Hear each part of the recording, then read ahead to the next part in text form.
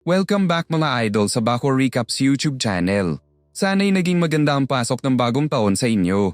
Ang kwento nga pala natin ngayon ay ang 2015 fantasy action adventure movie na may pamagat na Simulan na natin. 100 years ago ay dinilubyo ng mga Titan ang sangkatauhan. Sa pagdaan ng panahon ay nakapagtayo ang mga tao ng tatlong mga pader, ang Wall Maria, Wall Rose at Wall Sina. Dahil sa mga pader na ito ay naging ligtas ang mga tao sa loob ng 100 taon. Sa kasalukuyan ay papunta ang genius na si Armin papunta sa kanyang kaibigan. Sa daan ay nakabangga niya ang isang misteryosong lalaki. Sinama niya ang friend niya na si Mikasa at magkasama nilang tinungo si Eren. Pangarap ni Eren na makita ang mundo sa labas ng mga pader. Sa desperasyon ay nag-sneak sila palabas ng Wall Maria ngunit nahuli sila ng mga guard mula sa Garrison Regiment. Bago lumala ang sitwasyon ay niligtas sila ni Captain Soda. Binanggit nito sa kanila na pinaplano ng hari na gumawa ng Scout Regiment na may layuning i-explore ang labas ng Wall Maria. Nagulat sila nang makaramdam ng mga mabibigat na footsteps sa labas ng pader. Biglang lumabas ang Colossal Titan na nagpanginig sa mga itlog nila. Buong lakas nitong sinipa ang pader at nakagawa ng malaking butas. Hinanda ng garrison ang kanilang mga armas nang biglang maglaho parang bula ang Colossal Titan. Ang butas sa ginawa nito ay dinaanan naman ng iba pang mga Titan. Nag-open fire ang mga sundalo ngunit mabilis na regenerate ng mga Titan ang kanilang mga pinsala. Dahil dito ay nakalapit sila at akayin ng mga kawawang sundalo. Nagpanik ng matindi ang mga taga-Wall Maria mula sa mga Titan na pinagkakain ng mga taong kanilang napupulot. Nahiwalay din sila Eren at Mikasa kay Armin. Kalaunan ay nagkahiwalay rin sila Mikasa at Eren matapos nitong tangkain sa gipin ng isang baby. Sinubukan ni Eren na balikan siya ngunit hindi siya makalabas sa shelter at dahil dito ay naano si Mikasa ng mga Titan. Paglabas ni Eren ay wala na si Mikasa at ang hawak nitong baby. Ang mga taong naiwan sa shelter ay isa-isa namang kinain ng mga Titan sa paligid. Gumunaw ang mundo ni Eren sa sobrang bilis ng mga pangyayari. Sa paglipas ng mga araw ay nag-relocate ang mga taga-Wall Maria sa Wall Rose. 2 years later ay makikitang nabuo na ang Scout Regiment at kabilang si Eren sa mga miyembro nito. Inintroduce ng Military Police General na si Kubaro ang kanilang magiging commander na si Hanji. Dala-dala nito ang magiging armas ng mga scouts na tinatawag na Omnidirectional Mobility Gear o ODMG for short. Gamit ito ay makakalapit sila sa mga Titan at magagawang hiwain ang kanilang mga batok na siyang kanilang kahinaan. Nang maggabi ay nagpaalam na ang mga scout sa kanilang mga pamilya at na-reveal na buhay pa pala si Armin at miyembro rin siya ng Scout Regiment. Nang maghapunan ay nakasalubong nila si Soda matapos ang 2 taon pero isa na itong lasinggero ngayon. Kinwento ni Eren ang pagkamatay ni Mikasa ngunit nasira ang moment nang manghingi si Sasha ng ekstrang pagkain. Ni-review ni Armin ang misyon ng mga scouts sa bumalik sa Wall Maria para subukan tapalan ang butas nito. Kaso lang ay naudlot ito dahil sa katakawan ni Sasha. Sinabi ni Jan na walang pag-asang maging successful ang misyon na ito dahil sa dami ng mga Titan. Patuloy siyang naging negative kaya naman sinabihan siyang duwag ni Eren. Dahil dito ay kamuntikan na mag-away ang dalawa pero pinigilan sila ni Hanji. Pinaalala ni Jan ang papalpakan ni Eren sa pagsagip kay Mikasa kaya naman nagalit ito at sinugod siya ngunit agad namang namagitan si Sanagi. Nang mas lumalim ang gabi ay sinimulan na nila ang misyon dahil mahimbing ang tulog ng mga Titan sa oras na ito. Pagbukas ng Wall Rose ay agad na silang bumiyahe patungo sa Wall Maria. Naging mahaba ang kanilang biyahe at kinailangan nilang mag-stop sa isang area upang suriin kung merong panganib sa lugar. Nakarinig si Hiyana ng iyak ng sanggol kaya naman hiningi niya ang tulong ni Eren para i-check ito. Nakinggulat nila nang matuklasan na isa pala itong baby Titan na mas lalo pang umiyak nang makita sila. Nagising ang iba pang mga Titan sa ingay nito. Nagmadali sila Eren para tumakas habang ang ibang mga scouts ay isa-isang minukbang ng mga Titan. Kamuntika na rin ma-food trip si Armin pero niligtas siya ni Sanagi. Kalaunan ay na-corner ang mga scouts pero buti na lang ay nag-step out na sila Mikasa at Captain Shikishima na mabilisang tinapos ang Titan gamit ang ODMG. Maging si Mikasa ay makikitang profesional na sa paggamit nito. Nagulat sila Eren at Armin nang makitang buhay pa pala ang kanilang kaibigan. Dahil sa dalawa ay nagawa ng mga scouts na makapag-retreat sa isang sikretong military base sa Wall Maria. Doon ay sinisi ni Jan si Eren sa nangyaring delubyo kanina. Nagalit si Eren kaya naman nagsuntukan ng dalawa kung saan sa huli ay pinakain niya ng tuhod si Jan. Nang makita ang kanyang bangis ay nagkaroon ng interes si Shikishima sa kanya. Binahagi niya na siya ang nagturo kay Mikasa ng lahat ng nalalaman nito ngayon. Maya-maya ay nakausap naman ni Eren si Mikasa na ibang-iba na ang ugali kumpara noon. Kinwento niya na nakain ng Titan ang baby na tinangka niyang sagipin. Maging siya ay kamuntikan ng mamatay sa araw na yun. Inistorbo ni Shikishima ang kanilang reunion at pinali si Eren dahil oras na ng pag-aano nila ni Mikasa. Labis nagselos si Eren pero buti na lang ay lumapit si Hiyana at inoffer ang kanyang sarili. Sa isang liblib na lugar ay pinanood nilang nag-aano ang mag-shotan sina Lil at Fukushi. Nag-init sila kaya naman sinimulan na rin nila ang alam nyo na.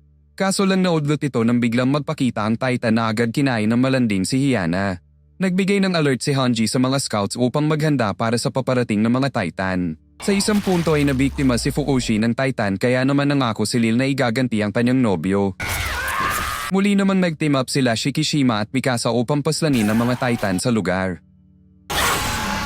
Maging ng ibang mga scouts ay nag-gear up upang tumulong. Sa gitna ng kaguluhan ay nagpakita ang misteryosong lalaki at tinakaw ang sasakyan ng mga scout. Buti na lang ay sinunog ni Lil ang sasakyan at nagawang maagaw ito sa misteryosong lalaki. Bilang revenge para kay Fukushi ay sinakripisyo ni Lil ang kanyang sarili at pinasabog ang mga Titan. Sa mga debris ng explosion ay napag-alaman ni Hanji na nakatakas ang misteryosong lalaki. Ang mga Titan naman ay na-regenerate ang kanilang mga pinsala at agad pinagkakay ng mga scout. Nagalit si Eren at ginamit ang gear upang sugurin ang mga Titan. Gamit ang mga tips na bigay ni Shikishima ay nakapaslang siya ng isa ngunit agad ring nakain ng Titan ang kanyang binti. Na-corner naman si Jan ng mga Titan pero nakaisip si Armin ng plano. Kinuha nila ang atensyon ng mga Titan at pagtapos ay binulag sila ni Sasha. Pinabagsak ito ni Sanagi dahilan upang makatakas na si Jan. Habang tumatakas ay biglang nahuli si Armin ng Titan. Ginawa ng mga scout ang lahat para iligtas siya ngunit walang talab ang kanilang mga sandata. Meanwhile, muntik na siyang makain pero dumating si Eren at sinakripisyo ang kanyang sarili para sa kanya. Maya-maya ay nag-breakdown si Mikasa nung malamang wala na si Eren. Nang dilim ang kanyang paningin at tinampang iganti si Eren, ngunit biglang nag-malfunction ang kanyang gear.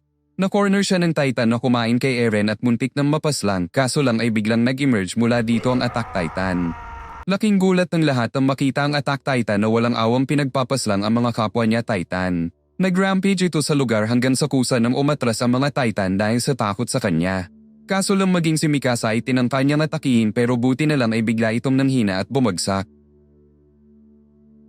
Gamit ang chance na ito ay hiniwan ni Mikasa ang batok ng Attack Titan na naglalaman pala ng katawan ni Eren. Nung bata pa siya ay tinurukan si Eren ng experimental serum ng kanyang ama na si Gracia. Biglang dumating ang military police sa kanilang bahay at agad naman siyang pinagkatiwala ng kanyang mga magulang kay Soda. Nakita ng mga pulis ang sandamakmak na libro ni Gracia. Ngunit ang mga ito ay mahigpit na ipinagbabawal ng gobyerno upang limitahan ang kaalaman ng mga mamamayan ukol sa mga bagay sa labas ng pader. Dinakip ang mga magulang ni Eren at sinunog ng pulisya ang buong lugar. Sa kasalukuyan ay nagising si Eren habang pinapalibutan ng military. Dumating si Kubaro at tinanong kung siya ba ay tao o Titan.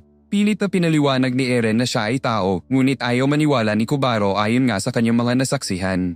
Ipinag-utos ni Kubaro sa mga sundalo na barilin siya ngunit namagitan si Armin at sinabing kakampi ng sangkatauhan si Eren. Gayunpaman ay ayaw pa ring maniwala ni Kubaro kaya naman nag-step up si Soda para sa kanila. Ngunit sa kasamaang palad ay bigla siyang binaril ni Kubaro na naubos na ang pasensya.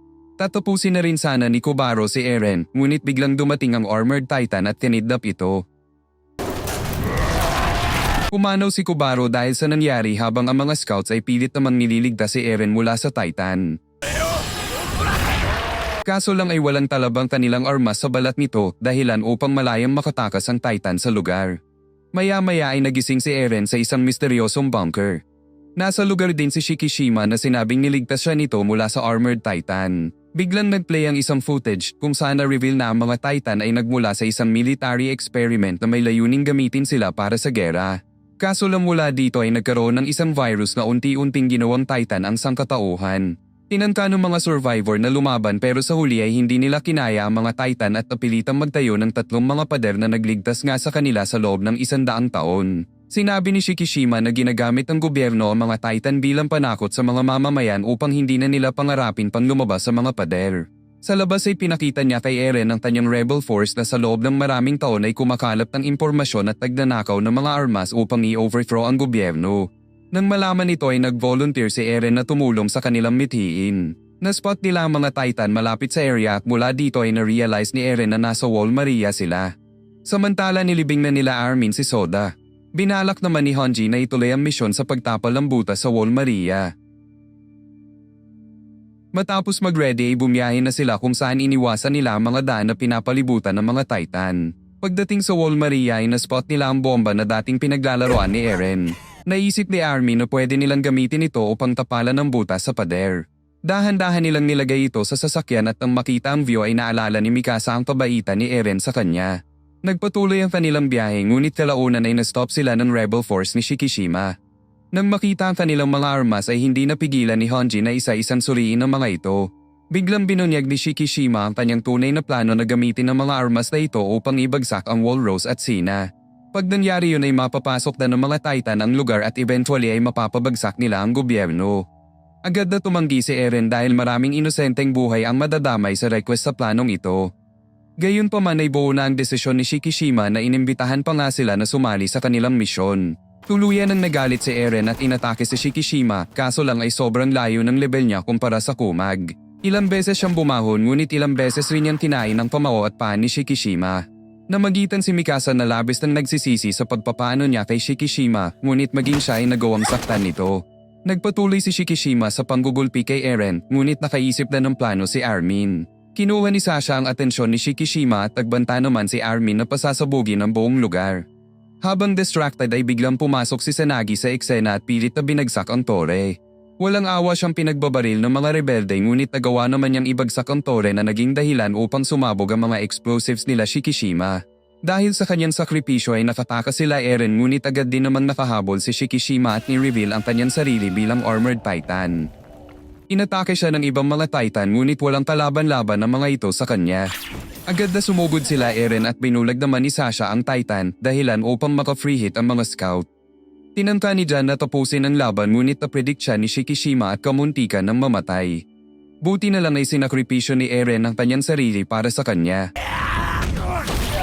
Inakala ng lahat na wala na si Eren pero bigla siyang nag-transform bilang Attack Titan.